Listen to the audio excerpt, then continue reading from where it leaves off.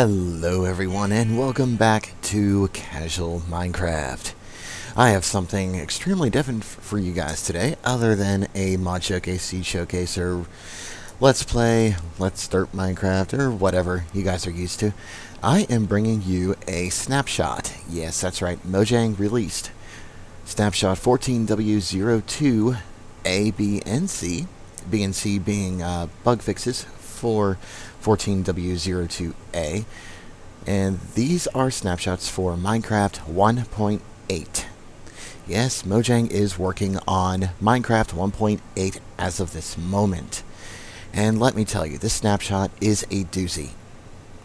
There are so many new things added to Minecraft starting in this snapshot that I will not be able to go over everything in a single episode. So, without further ado, let's get into what has been added. This first part will be only the new blocks that are added, and the part 2 will be some of the more technical mechanics, possibly for map makers and other players who are interested. So the first thing here, first major thing, are slime blocks. Slime blocks are crafted with 9 slime balls, and they can also be crafted back into 9 slime balls. Players, mobs, and particles that land on the top side will bounce as if on a trampoline, as I'm demonstrating here. The bounce rebound velocity is scaled by the impact velocity, so as you bounce, your velocity will decrease until you just stand there. It says on the Minecraft wiki that a bounce can be avoided by holding the spacebar. I am holding the spacebar down right now, and I'm just jumping. So that is probably a bug, I would imagine. Unless you have to do it on 2... No. Okay. So that is a bug. And I am using the latest 14W02C, which added no new features. So the features that I'm demonstrating here are in 14W02C, which is the latest you can download if you enable the snapshot option on your launcher. Now, underneath this carpet and this stone slab are also some slime blocks. If I walk over the carpet, you could see that I do slow down. And the speed is actually slower than walking on soul sand, which I neglected to put some soul sand down so I could demonstrate that. And it is about the same speed as sneaking. So walking across here, okay, then sneak. So yeah, it is about the same speed as sneaking, and it does the same thing over here as well. Yeah. You do slow down a little bit when you're walking over slabs that are above slime blocks, or placed on slime blocks rather. Oh man, I cannot talk today. And if you walk off a block, you will bounce, as described on the Minecraft wiki, as if on a trampoline. So if you have carpet down, you will bounce, but you will not bounce on slabs that are over top of these slime blocks. Now also, you'll not bounce if you land directly on the edge. Let me see if I can... Yep, right there. Yep. If you are right on the edge of the slime block, you will not bounce. And also, it does prevent fall damage. So let's go into survival here.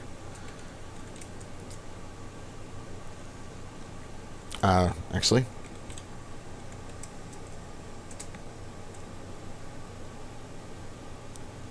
so if I go the whole way up here, and I change into survival, I will not take any fall damage whatsoever. And even if I walk off of it, I still will not receive any fall damage. So I could imagine this being used in some parkour maps, possibly. What do you guys think? Leave a comment down below as to what these slime blocks can be used for. Now you will take damage if you land on the edge of the slime block. And you will take damage if you land on slabs that are on top of slime blocks as well. So that's everything about the slime blocks.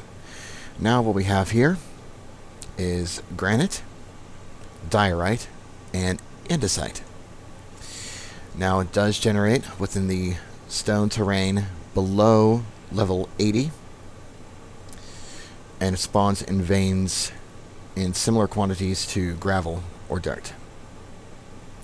Diorite can be crafted with 2 cobblestone and 2 nether quartz in a checkerboard pattern.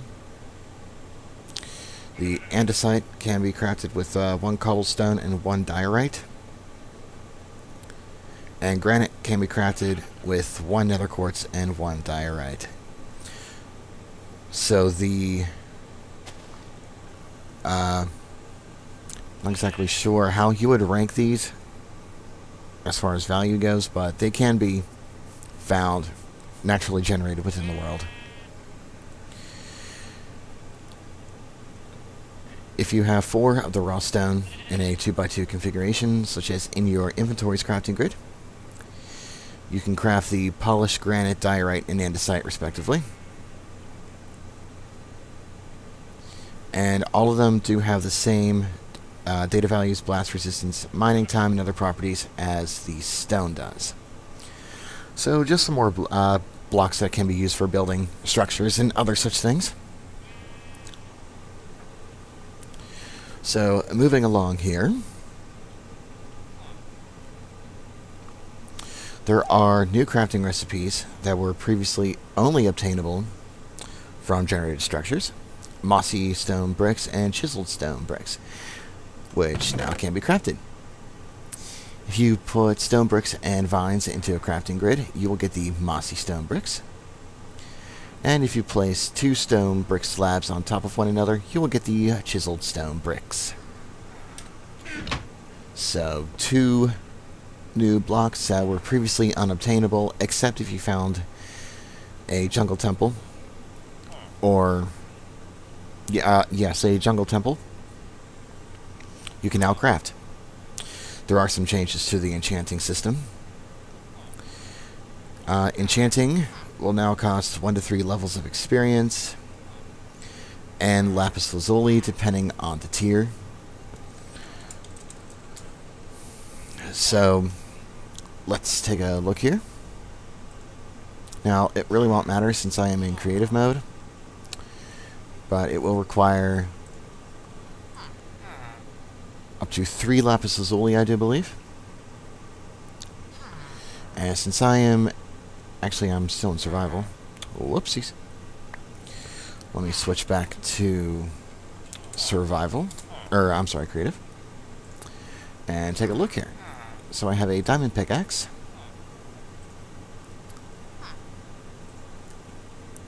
and I could put in the lapis lazuli, and it will give you the first enchantment that you will get with that, for whichever level you want. And unlike previously, you can't take the tool out, put it back, and hope for another set of enchantments, because there is an enchantment seed that is stored per player. What you have to do is you have to put a different tool in there.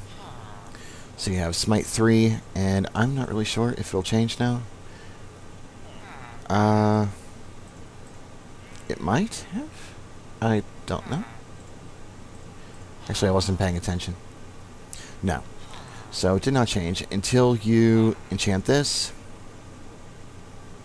So I got Unbreaking 3 and Efficiency 3. And Smite 4, Unbreaking 2, or Sharpness 1. Let's see what this will give. It only gave the Smite 4. So you could... Okay, so you cannot re-enchant it afterwards. But you can, obviously, combine enchantments on an anvil, which does bring us to our next point here, which is all about anvils. And the cost of experience is now reduced. Renaming items will only cost you 1 experience point, or 1 experience level. And repairing will start out with 2 to 5 levels. And tools can be repaired longer and with better enchantments. So combining the enchantments, making them better, and so on and so forth. So yeah, repairing and renaming were made cheaper. I actually can't remember what I put this chest down for. Okay, there must have been a baby villager there. Which, in addition to the experience, just going along with that topic, leveling up now does take more experience. Just a heads up there. Villager trading. The trades are less random and probably, hopefully, more useful. And as you can see here, it does have the villager's profession in the trade window itself. And villagers will start out with 2 to 4 trades initially. And, of course, as you trade with them, the number of trades will increase. Trading will give experience. Existing villagers in your world will not be affected. Only brand new villagers that have spawned in will be affected by this new trading system. There are more villager professions. And on the Minecraft wiki, it only lists notable trade changes and additions. The white robe is the librarian, which now buys stacked written books and can offer different enchanted books. The purple robe is the cleric, which now sells 1 to 4 pieces of redstone, sells lapis, and buys ender pearls and rotten flesh. Brown robe will have different... Okay, so these are actually... They do have the aprons. But the brown robes are now divided up into fishermen, farmers, fletchers, and shepherds. White apron can either be a butcher or a leather worker. And black apron, this one is a weaponsmith. But the black apron wearing villagers can also be armorers or toolsmiths. And the disabled trade arrow now has a descriptive tooltip.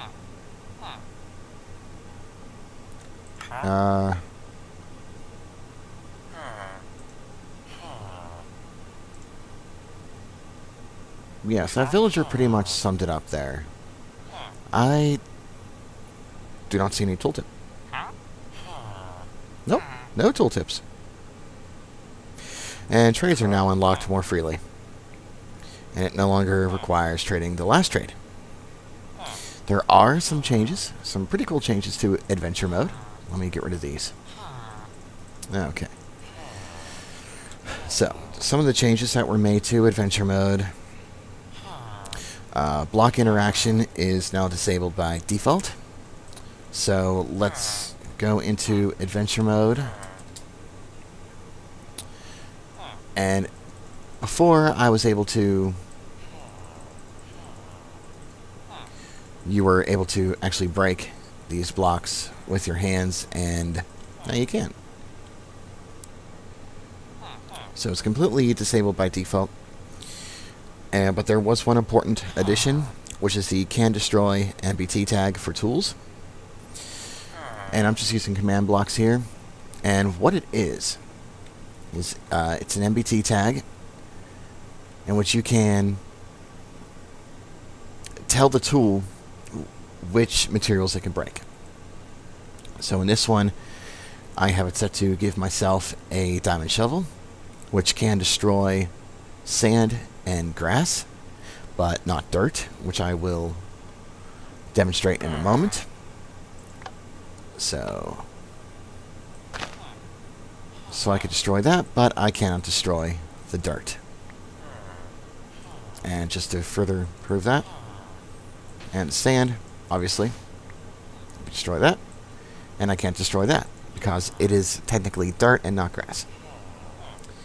So the next one here is a diamond pickaxe, which I did define its can destroy property, which it'll be able to destroy sandstone and cobblestone. Did I put the sandstone? No, I did not. Which is okay, because I'll still be able to show you guys. First, I will start with the stone. Even though cobblestone is a type of stone, it's a different ID. And if you look, the target box does not even appear around the stone. Nor does it appear around the gold or anything else that I could possibly break with this particular tool. Now, if I would switch to the shovel, you would see that the targeting box does appear around the grass and does not appear around the dirt. So that's just another feature. And obviously I could break the cobblestone and nothing else. Particles will still come off of it at random. Actually, that might have been a bug or glitch. I don't know. There were some changes to the recipes for wooden and iron doors. The crafting recipe will now give you 3 doors for wooden and iron doors, and doors can now stack up to 64. So that does it for part 1, and part 2 will be coming tomorrow, at some point tomorrow. Anyway, now this was only showing, I think, part of the new additions as far as the blocks go, some of the mechanics with the adventure mode, the anvils, enchantment, and some new crafting recipes, repairing villagers. And part 2 will most likely be a bit longer, simply because there are some more behind the scenes things, that would really come in handy for map makers. So definitely look for part 2 of the Snapshot review to come out tomorrow at some point. So yeah, that just about does it, and I will see you guys for part 2. See you later.